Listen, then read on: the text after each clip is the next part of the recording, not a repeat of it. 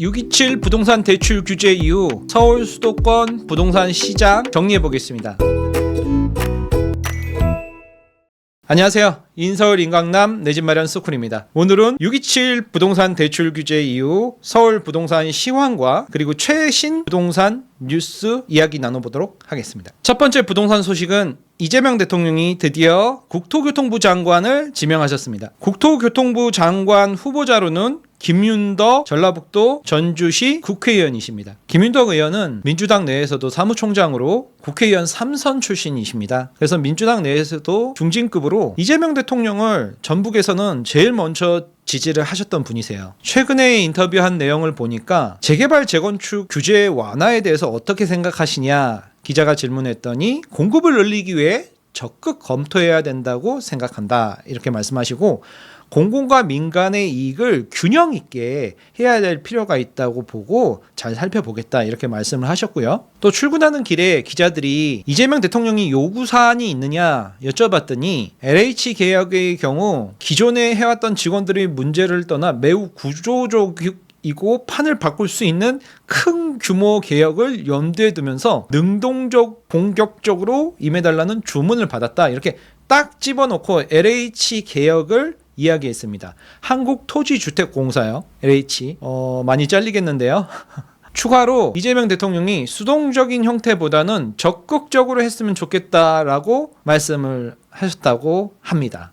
적극적이고 공격적으로 제가 지난번 방송에서 말씀을 드렸죠. 이재명 대통령의 부동산 규제 정치 행보가 굉장히 적극적이고 공격적이다. 근데 여기서 그대로 말씀을 하셨네요. 다음 소식은 한국은행이 기준금리를 2.5%로 동결한 이야기입니다. 한국은행 총재가 직접 원래는 금리를 내려야 되는데 부동산 시장이 과열되고 가계부채가 너무 증가하니까 대출 과열을 억제하는 차원에서 기준금리를 2.5%로 동결시킨다. 이렇게 직접적으로 또 부동산 이야기를 했습니다. 그래서 기준금리를 이번에는 2.5%로 동결을 시키니 시장이 좀 안정화됐으면 좋겠다. 여기서 기준금리를 더 내리게 된다면 시중에 유동성이 많이 풀려서 부동산 시장을 자극할 것 같다. 이렇게 직접적으로 이야기를 했습니다. 알고 있는 거죠. 유동성이 부동산 시장 가격을 증가시키리라는 것을. 왜냐하면 앞으로 금리 인하를 몇 번이나 해야 된다고 한국은행 총재가 이때까지 계속 말씀을 했고요. 지금 추가 경정 예산 잡혀 있고 지역화폐, 민생회복, 소비 쿠폰 이런 게 시중에 돈이 엄청나게 쏟아지게 자명한 사실이에요. 이렇게 지금 다 정부에서 기획을 하고 있는데 여기다가 금리까지 마구 내려버리면 부동산 가격이 심상치가 않으니 기준금리를 우선 동결을 하겠다 하는데 계속 동결을 할 수는 없어요. 왜냐하면 부동산만 보고 기준금리를 정하는 건 아니거든요. 어쨌든 우리가 항상 얘기했던 유동성, 수요, 공급, 금리 여기서 유동성하고 금리는 보시면 알겠지만 붙어 있어요. 금리가 낮아지면 시중의 유동성이 돈이 많이 풀리고 저금리니까요. 은행에서 대출을 많이 받아다가 부동산 내 집 마련도 하지만 투자도 하고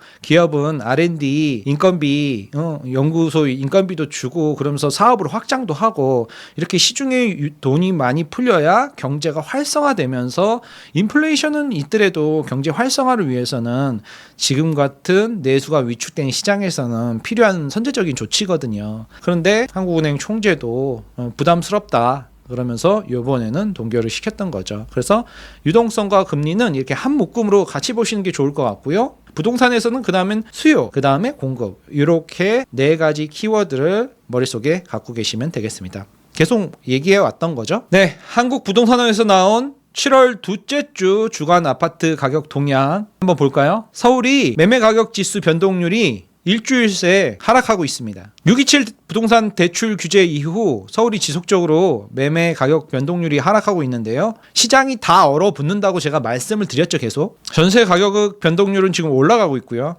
자세히 보이시나요? 오른쪽 아래 뉴스도 나오고 있죠. 서울 집값 상승률 또 꺾였다. 대출 규제에 강남권 오름세도 뚝 떨어졌다 이거죠. 6.27 대출 규제 이후 서울 아파트값 상승률이 확 꺾였습니다. 여러분들. 주담대 최대 한도가 서울, 경기, 인천은 6억이라고 말씀드렸죠. 이제 모두 다 아는 사실이죠. 강남권 폭등하고 마용성, 한강벨트까지 엄청난 상승세를 타고 있었는데요. 한국부동산원에서 발표한 7월 둘째 주 주간 아파트 가격 동향이 서울이 완연하게 폭등 장세가 꺾이고 있다. 완전히 꺾인 건 아니고 천천히 꺾이죠. 부동산은 약간 큰 항공모함이라고 말을 많이 해요. 아니면 기차? 브레이크를 밟아도 바로 쓰지가 않아요. 한참 뒤에 쓰죠. 출발할 땐 어떤가요? 엑셀을 밟아도 기차가 처음부터 막 빠르게 달리진 않죠. 자동차처럼. 자동차보다 속도를 가속하는데 많은 시간이 걸립니다. 부동산이 기차하고 같다고 보시면 됩니다. 전국적으로 시황이 안 좋았는데요. 서울만 유독 폭등하고 있었죠. 근데 이제 서울도 완연하게 꺾여가고 있으니까 전국 전체가 지금 아파트 매매 가격 지수가 변동률이 하락하는 것으로 나타나고 있습니다. 서울은 특히 강남 쪽이 폭등하던 장세가 완연하게 꺾인 게 나타나고 있고요. 인천은 원래 상황이 별로 좋지 않았어요. 그래서 그대로죠. 경기도는요. 경기도도 뭐 그닥 큰 변화가 없죠. 서울만 폭등하던 장세가 이제 완연하게 잦아들고 있다. 시황이 그렇게 데이터가 나오고 있습니다. 일주일 변동률만 보면은 상승하는 거 아니야? 이렇게 보실 수도 있어요. 부동산 초보분들은. 근데 뉴스에서 보듯이 1년 변동률을 봤을 때 강남구는 20%가 넘고 송파구 17%, 서초구 16%. 저기 평균이니까 얼마나 많이 올랐겠어요.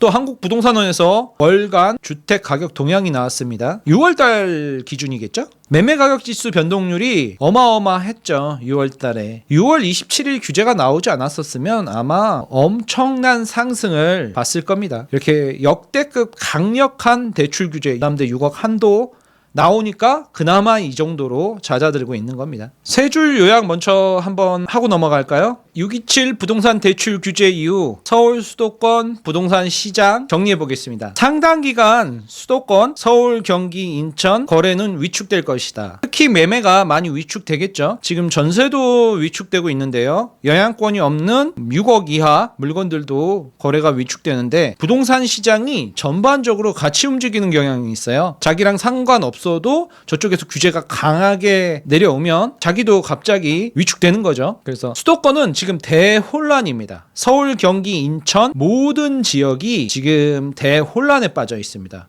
경기도, 인천은 아니 나한테는 왜 그래? 난 지금 오르지도 않았는데 이렇게 얘기를 하고 있고요. 서울은 왜 나만 갖고 그래? 자꾸 서울만 그러지 마. 나도 서울에 살고 싶은데 왜 서울만 계속 규제를 해? 서울 우리나라에서 제일 좋은 데고 전 세계적으로도 지금 외국인 관광객도 많이 들어오고 서울에 이 정도 가격이면 충분해. 그러면서 계속 사람들이 수요가 끊임이 없으니까 매수를 한단 말이죠. 근데 거기다가 6억 주담대 대출 제한을 걸어버렸으니 대혼란에 빠졌습니다. 그래서 지금 계약 취소분도 많이 나오고 있고요. 상당히 이렇게 위축된 상황에서 관망세가 이어진 다음에 강력한 규제는 보통 한 3개월 정도 간다고 그랬잖아요.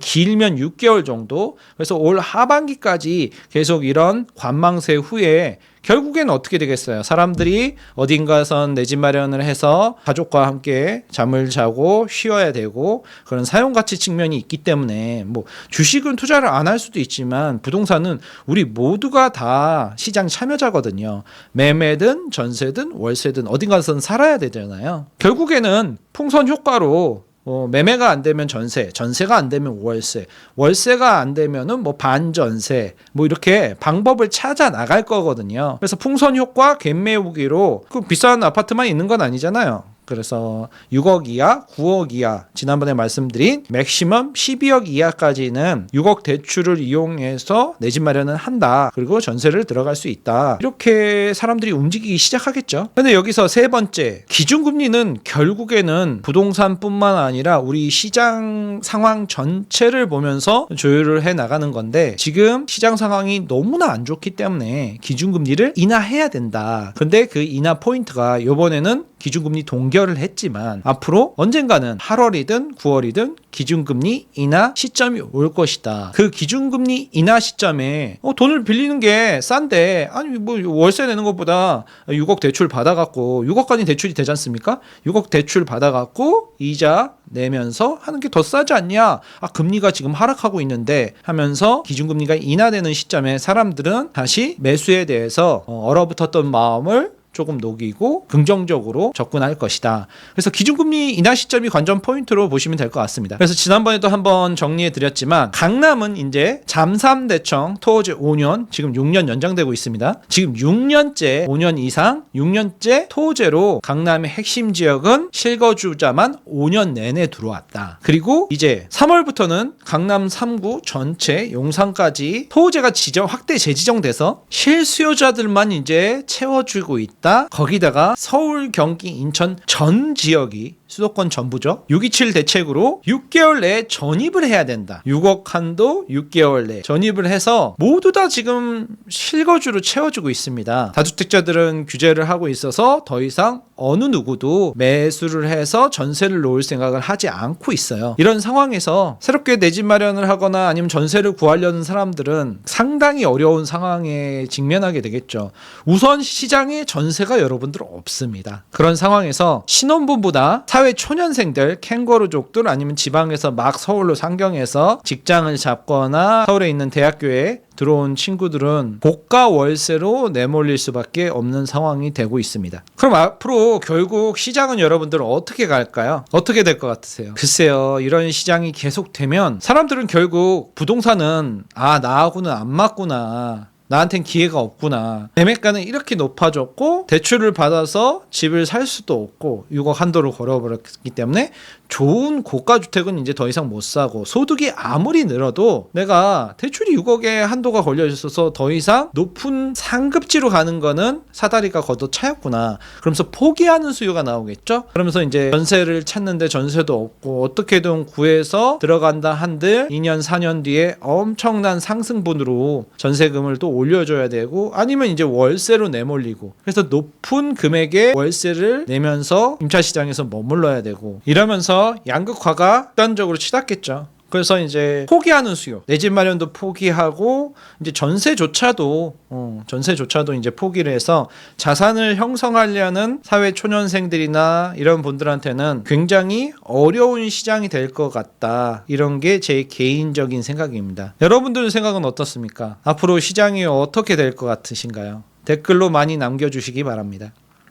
혹시요 내 집 마련에 고민이 있으시거나 아니면 세입자 관련 고민이나 여러가지 부동산 고민이 있으신 분들은 아래 메일로 보내주시면 소쿠님께서 직접 상담해 주신다고 합니다. 이 자리에서 전화 상담을 해드립니다. 혹시 무료로 진행되나요? 네, 무료입니다. 네, 무료인 만큼 많은 메일 부탁드리고요. 그 양식에는 사시는 곳이나 아니면 직장 위치, 나이 간단하게 설명해 주시면 저희가 상담해 드리는데 더 많이 도움될 것 같습니다. 그러면 많은 신청 부탁드립니다. 네, 많이 보내주십시오.